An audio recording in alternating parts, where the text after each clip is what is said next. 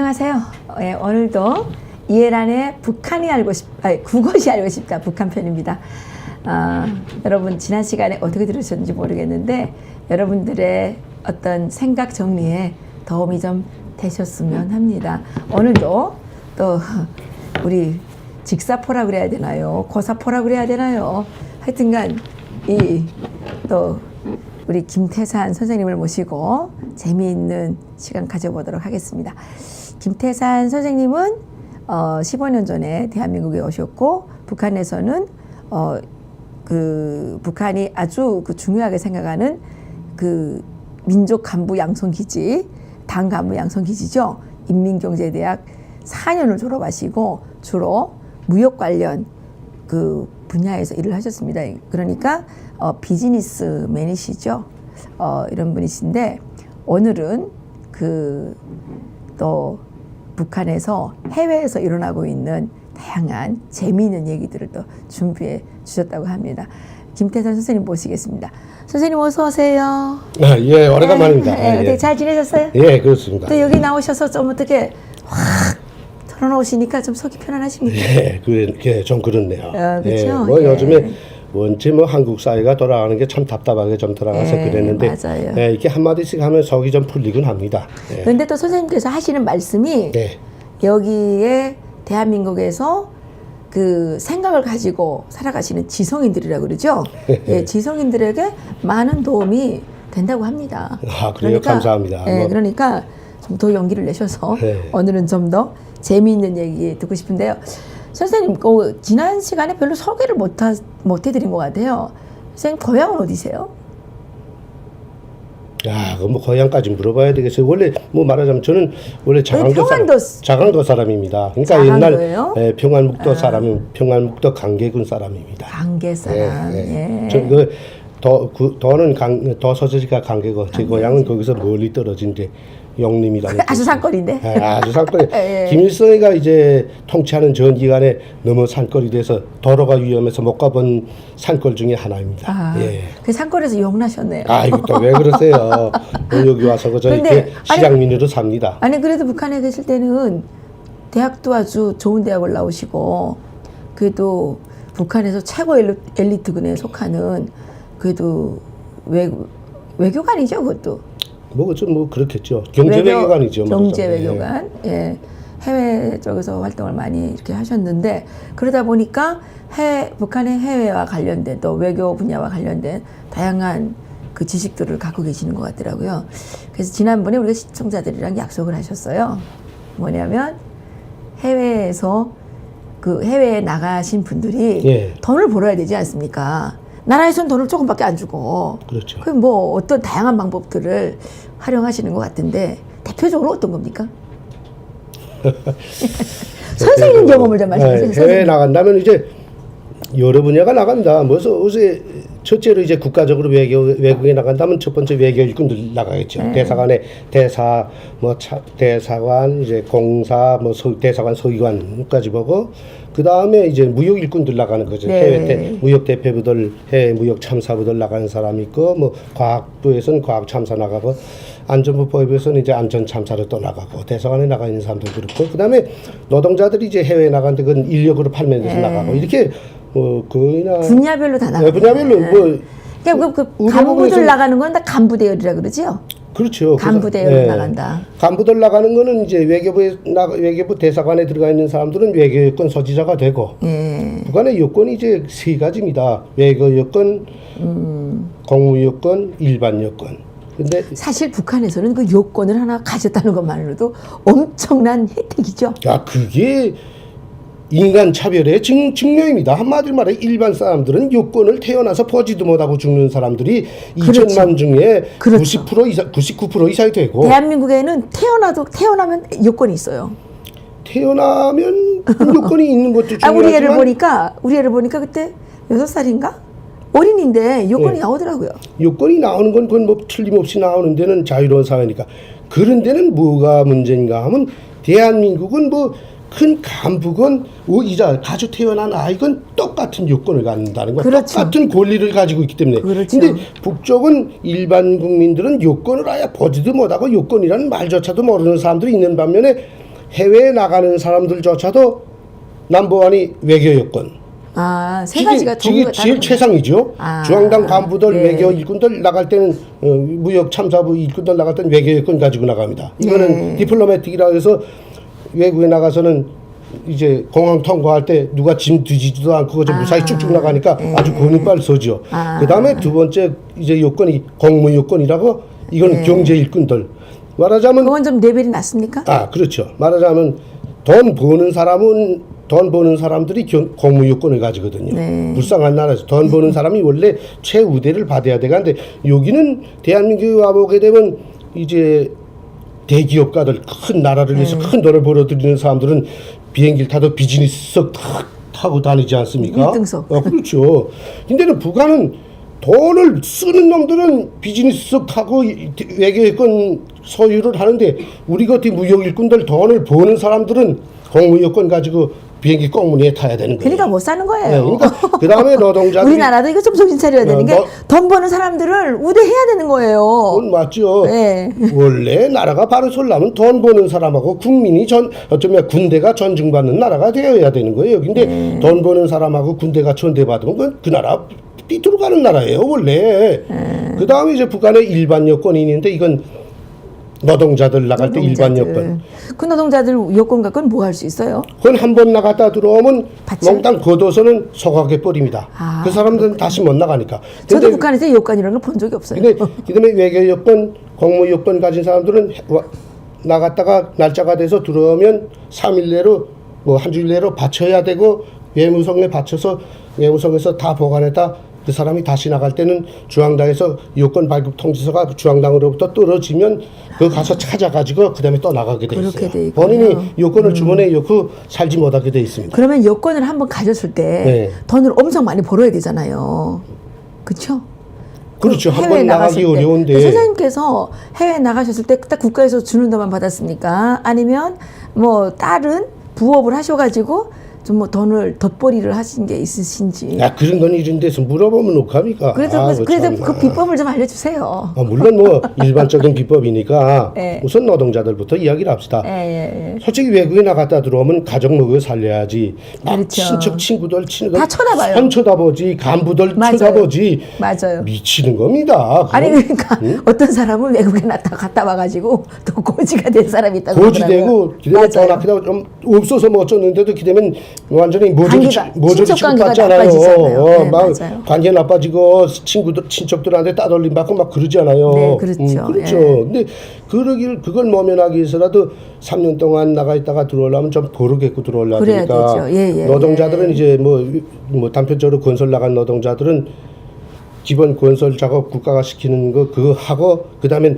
밥 먹고는 개별적으로 나가서 이제 여기 미장한 칼, 톡, 덕기, 대패 차고서 나가서 이렇게 길거리에 나가 지킵니다. 한국으로 말하면 아르바이트를 네, 하는군요. 그렇죠. 그러면 이제 그 나라 주재국 사람들이 일반 사람들이 그 뻔히 이제 아니까 야, 나 우리 마루 좀 고쳐야 되겠다. 우리 뭐 천정 페인트 칠 좀 해야 되겠다 하면 불러서 너 페인트 칠 할 수 있나? 할 수 있다.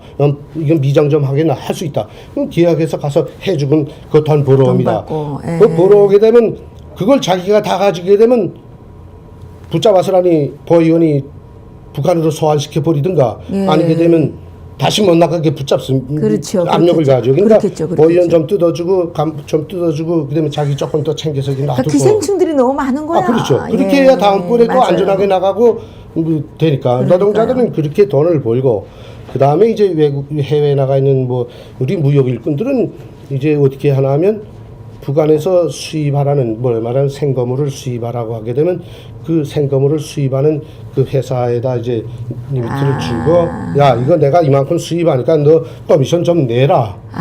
너 그런 방법이 있군요. 가격 좀 조절한다. 뭐 그냥 북한에서 이제 돈 친구들한테 돈 그 한 번 생거무 한 100톤 수입했다면 거기서 니은이 얼마 떨어진다는 걸 친구들이 압니다. 그러면 들어와서 후에 그 친구들한테 껌이죠. 야, 네가 나를 통해서 수입을 했기 때문에 내가 거기서 좀 뜯어 먹었다 하고 또 좀 주지 않으면 그건 조직적인 범죄네요. 그 범죄는 아니죠. 왜 그러니까? 조직적인 도둑질. 그 다음에 그건 아주 좋고 그다음에 수출 수입 북한 말로 하게 되면 조절하는 거죠. 네, 수출 수입하면서 그건 우리는 생기고 그다음에 우리 같은 무역 일꾼들은 이제 나가 있으면 또 친구들이 해외 일꾼 외국의 친구들이 아니까 우리 북조선 사람들 좀 곤란한 거 아니까 친구 되게 되면 야 좀 도와달라. 이러면 $100짜리 한두 장씩 그저 한 번 나갔다 들어오세요 주거든요. 그러면 이제 들어갈 때마다 간부들 입막은 좀 할 수 있고. 근데 제가 본 거는요.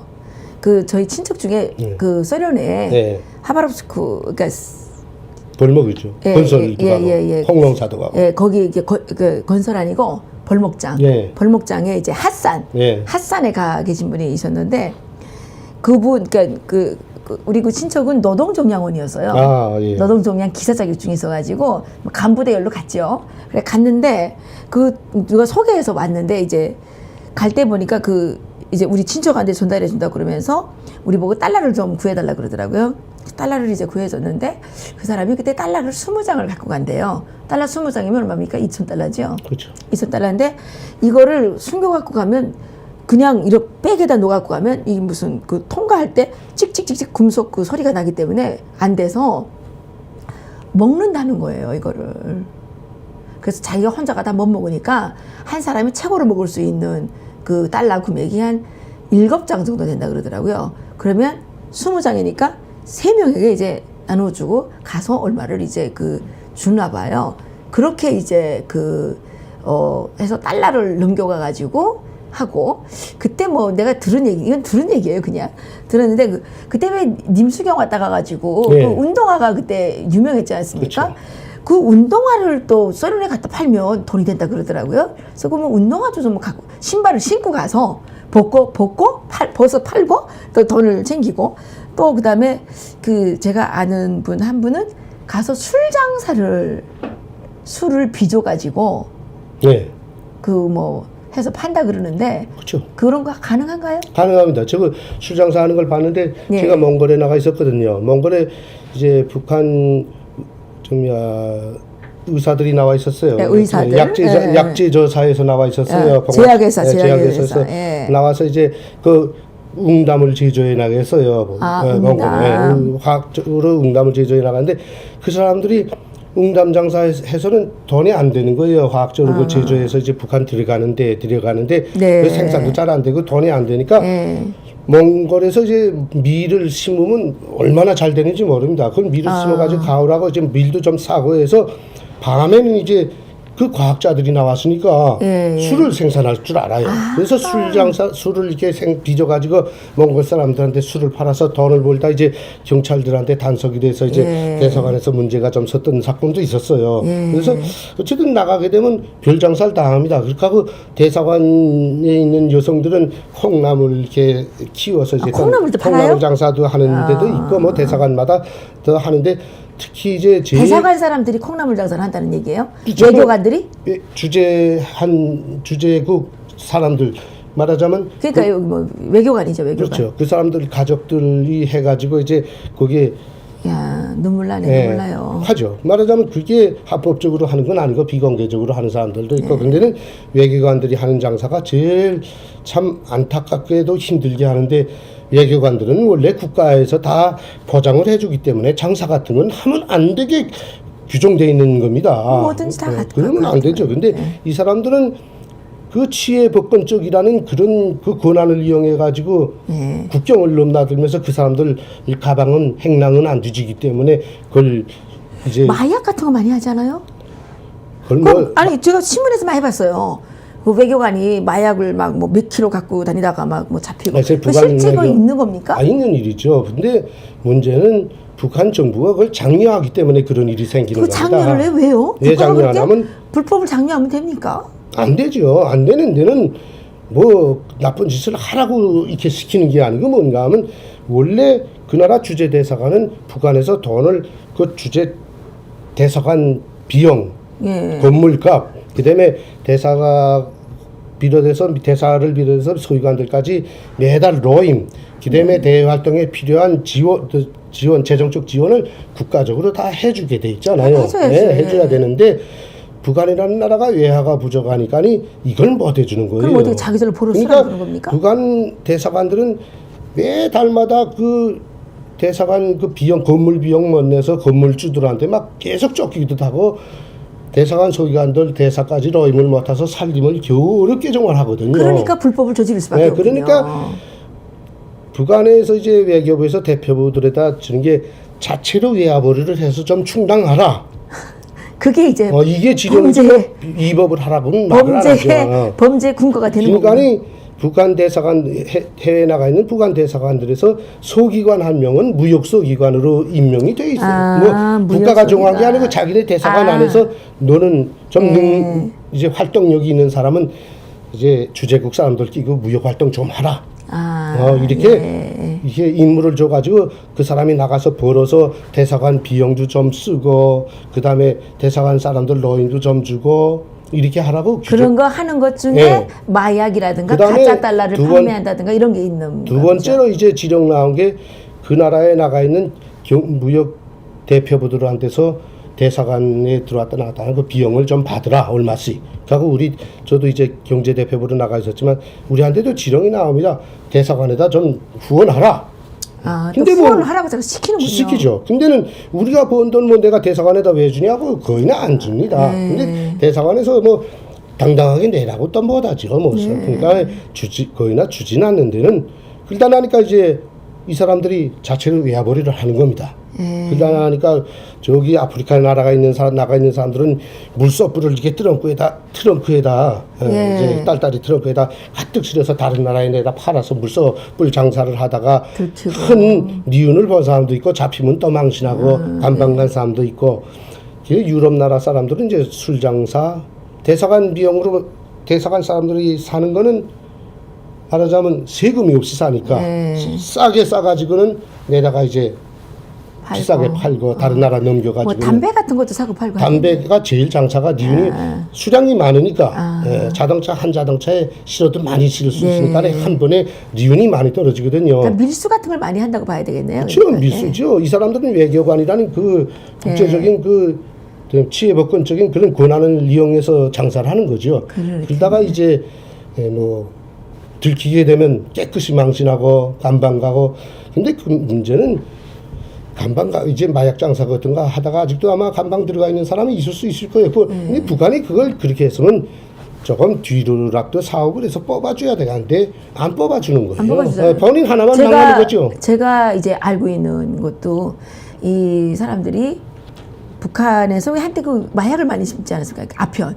아편을 지고 중국을 갔는데 국가에서 가라 그래서 간 거예요. 근데 이게 중국 공안 당국에 이제 체포가 돼가지고 총살당했어요. 근데 총살하기 전에 1인당 3,000달러씩 주고 데려가라 그랬는데 나라에 돈이 없다고 안 데려갔어요. 안 데려가죠. 그래서 북한은, 총살당했어요. 북한은 철저하게 자기네 사람들을 해외 내보냈다 거기서 이렇게 옥내당하면 거의나 찾아가지 않습니다. 그러니까 뭐 어디경물에 불과한 거죠 한마디로 말해서. 그렇게 해서 이제 뭐 서로 나간 그 직급에 따라서 처한 위치에 따라서 외화벌이 먹고 살기 위한 그 비법적인 외화벌이를 하는 그 행태도 각양각색입니다 한마디로 말해서. 그렇군요. 그러니까 이게 지킬 만한 법을 만들어 놓고 또 그 법을 지킬 수 있는 토양을 만들어 주는 것이 얼마나 중요한지 사람들에게 억지로 강제로 뭘 자꾸 이렇게 시키게 되면 결국은 범죄를 저지를 수밖에 없는. 그런데다가 뭐 한마디로 말해 나라가 잘 살고 나라가 번영해야 나가 있는 외교관들도 좀 위신이 서지 외교관이라고 줄렁해가지고 나가서 밀수나 하고 돌아다니다 간방에 나가고 하게 되면 참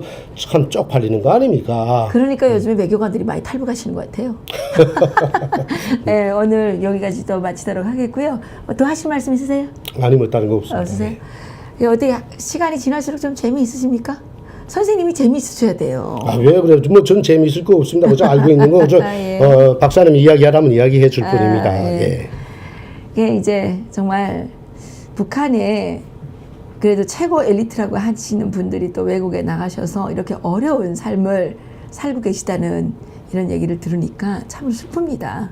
하루빨리 북한 주민들에게도 자유와 민주주의와 시장경제 체제라고 하는 정말 누가 보더라도 이제는 증명된 이런 체제가 마련이 되어서 북한 주민들도 마음 놓고 일하고 마음 놓고 합법적으로 모든 그 수익 활동을 할 수 있는 그래서 정말 하루를 살아도 발편잠을 잘 수 있는 그런 날이 하루빨리 오기를 간절히 기다려 봅니다.